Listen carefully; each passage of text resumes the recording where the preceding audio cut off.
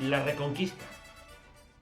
Esta es una de las preguntas que más ha caído en la asignatura de Historia, en la prueba de acceso a la universidad en la Comunidad Autónoma Andaluza.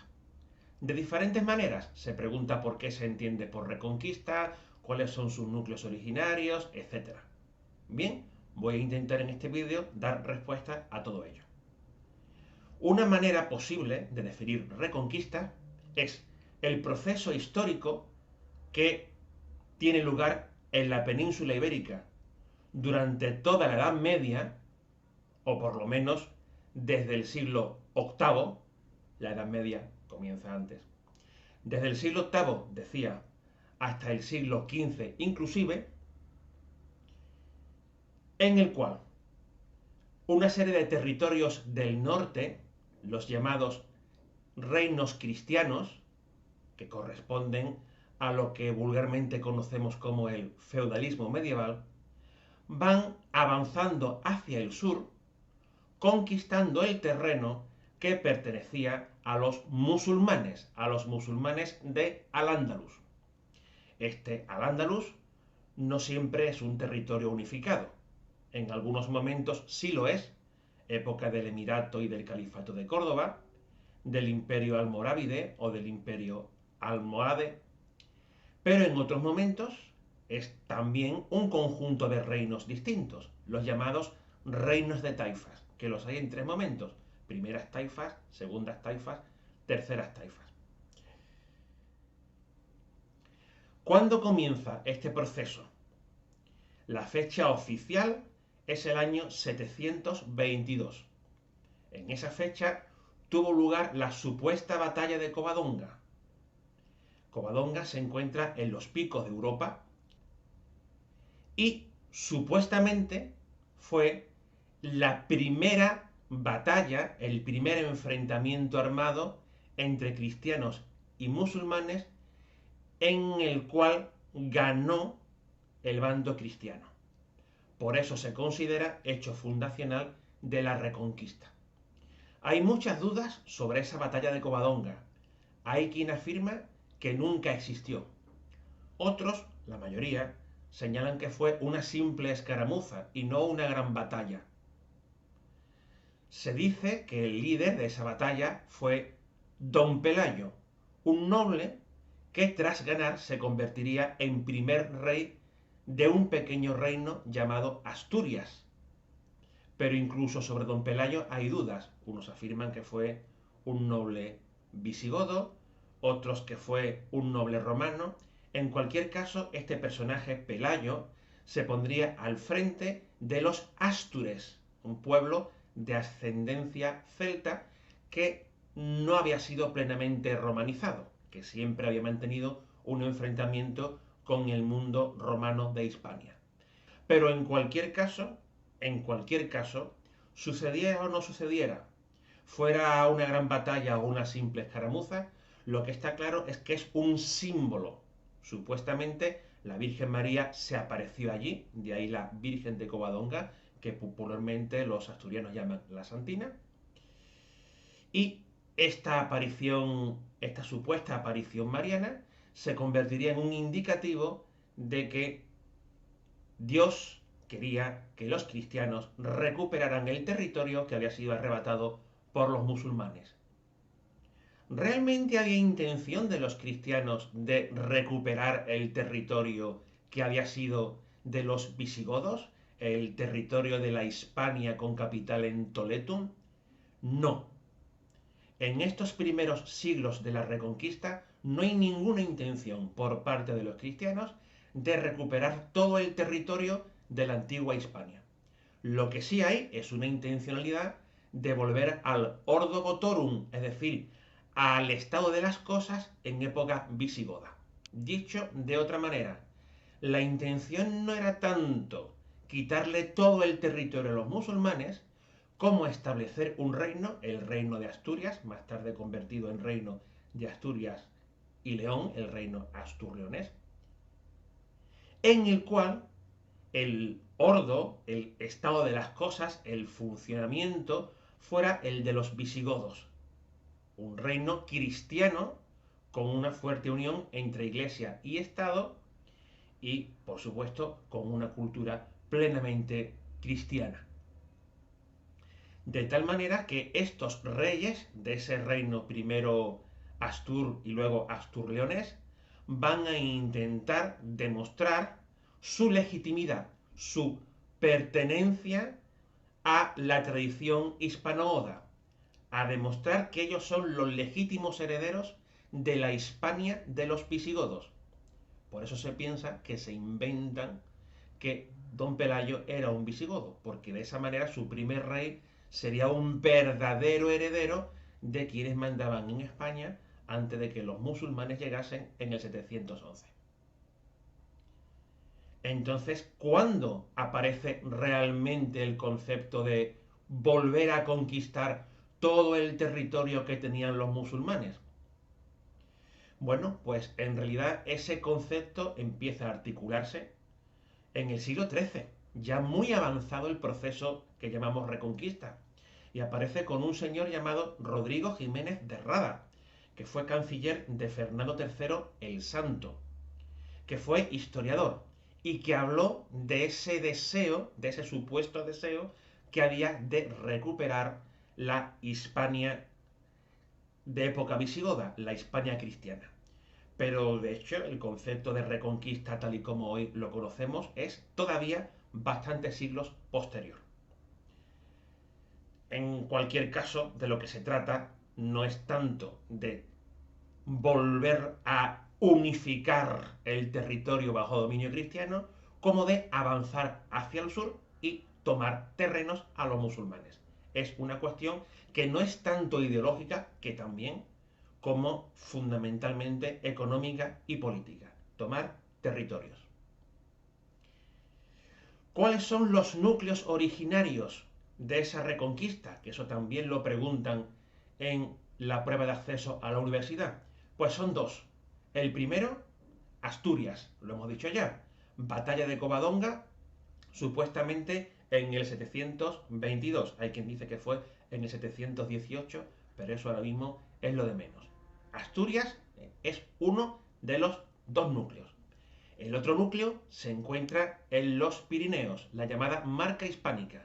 La Marca Hispánica era un territorio que el rey de Francia y emperador del Sacro Imperio, Carlomagno, había tomado en la zona de los Pirineos para evitar que los musulmanes entrasen en Francia. Carlomagno había creado una serie de marcas en las zonas fronterizas de sus dominios para consolidar esas fronteras. La marca hispánica era una de ellas. Así que toda la zona de los Pirineos y al sur de los Pirineos fue un segundo núcleo a partir del cual va a comenzar la reconquista. De ese núcleo saldrán zonas como los condados catalanes, el reino de Pamplona, que más adelante se convertirá en el reino de Navarra, y los condados aragoneses, que se convertirán en el reino de Aragón. A partir de esos dos núcleos, un núcleo occidental y un núcleo oriental, se irá produciendo este proceso que va a durar hasta el siglo XV. ¿Cuáles son los hitos principales de esa reconquista? Dos. Uno, la conquista de Toledo, que realizó el Reino de León en el año 1085. ¿Por qué fue importante la conquista de Toledo? Porque Toletum había sido la capital de la Hispania hispano-visigoda. Había sido la sede de los concilios de Toledo. Era la sede de la catedral primada, de la sede episcopal más importante de toda Hispania. Por tanto, fue un símbolo decisivo para los cristianos y fue un acicate que estimuló a los reinos del norte a continuar hacia el sur. El segundo hito es la batalla de las Navas de Tolosa, año 1212, cerca del paso de Despeñaperros, en la actual provincia de Jaén. En esa batalla, los cristianos, agrupados en un gran ejército, van a plantar cara a los almohades, que en ese momento dominaban la actual Andalucía, que es lo que quedaba de Al-Ándalus. En esta batalla vencen los cristianos y eso permite a la corona de Castilla avanzar hacia el valle del Guadalquivir e ir tomándolo poco a poco. Irán cayendo ciudades como Córdoba y Sevilla, bajo el rey Fernando III el Santo, o Jerez de la Frontera y Cádiz, ya bajo su hijo Alfonso X el Sabio. Por tanto, repito, conquista de Toledo en el siglo XI y batalla de las Navas de Tolosa en el siglo XIII. ¿Cómo se llama el proceso de ir llenando de nueva población a los territorios conquistados? Se denomina repoblación. Ahora bien, esa repoblación puede variar. Había una repoblación en la que el territorio estaba vacío y había que llenarlo de alguna manera. Eso tuvo lugar sobre todo durante los primeros tiempos de la Reconquista. A este método se le llamó aprisio o presura. Los campesinos acudían al territorio vacío, lo tomaban, se lo quedaban y se comprometían a custodiarlo y a defenderlo de posibles incursiones musulmanas. Más adelante aparece otro tipo de repoblación, la repoblación concejil, repoblación que realizaban los, entre comillas, ayuntamientos de las diferentes ciudades. Todavía más adelante, sobre todo en la zona de la actual La Mancha y de Jaén, se desarrolla sobre todo la repoblación protagonizada por las órdenes militares, estas instituciones en las cuales la monarquía tuvo que confiar para repoblar unos territorios muy extensos y difíciles de controlar. Y finalmente, en el Valle del Guadalquivir, en ciudades como Córdoba, Sevilla o Jerez, se desarrolló una repoblación que se llama el repartimiento, mediante la cual a toda aquella persona que venía del norte para repoblar esos territorios se le entregaba de manera gratuita una vivienda y unas tierras, más o menos en cantidad, en función del papel que ha desempeñado durante la Reconquista, o bien, si no ha desempeñado ningún papel y simplemente te limitas a migrar hacia el sur, pues te llevas una cantidad mucho más reducida de tierras junto con la vivienda. Hay que advertir muy seriamente que no en todos los casos las tierras hay que repoblarlas, porque hay determinados lugares en los cuales los musulmanes siguen viviendo en sus casas. A veces los musulmanes se rinden, pactan y no tienen que emigrar. De tal manera que los cristianos lo que hacen es ocupar la ciudad, ocupar las tierras, pero permitir que los musulmanes sigan viviendo allí.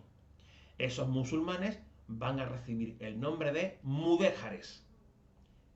Musulmán que vive bajo dominio cristiano en la Edad Media en la península ibérica se denomina mudéjar. Estos mudéjares van a ser muy abundantes, por ejemplo, en Toledo, y también lo van a ser en gran parte de la corona de Aragón, donde van a tener un gran protagonismo, por ejemplo, manteniendo la agricultura de regadío. Sin embargo, en el Valle del Guadalquivir se va a expulsar a la mayor parte de la población musulmana y por ello va a ser necesario repoblar esos territorios con personas venidas del norte. ¿Cuándo termina la Reconquista? Termina en 1492. Después de muchos años de supervivencia del sultanato nazarí con capital en Granada, ocupando los territorios de las actuales provincias de Málaga, Granada y Almería aproximadamente, Isabel y Fernando, Isabel de Castilla y Fernando de Aragón, los llamados reyes católicos, deciden ocupar ese sultanato de Granada con una guerra en la cual, por cierto, nuestra ciudad, Jerez de la Frontera, va a desempeñar un papel importante, y tras esa guerra, el último rey musulmán de Al-Ándalus, que entonces era solamente este reino de Granada, el rey Boabdil el Chico, se rinde de tal manera que en enero de 1492 entrega las llaves de la ciudad a Isabel y Fernando, y oficialmente acaba la historia de Al-Ándalus, lo cual supone el fin de la existencia de un poder musulmán en el occidente europeo y la estabilización de una monarquía, la monarquía de los reyes católicos, que va a dominar en la mayor parte de la península ibérica, salvo en Portugal, y que va a ser la primera monarquía moderna de toda Europa. Al mismo tiempo, la conquista de Granada da paso a que Cristóbal Colón, que se había tenido que retirar hasta que Granada se conquistase a petición de la reina católica, vuelva a realizar su solicitud a la monarca de unos barcos para buscar el camino a Japón por Occidente. Y a partir de ahí, como todos ustedes saben, se produce lo que conocemos como el descubrimiento de América.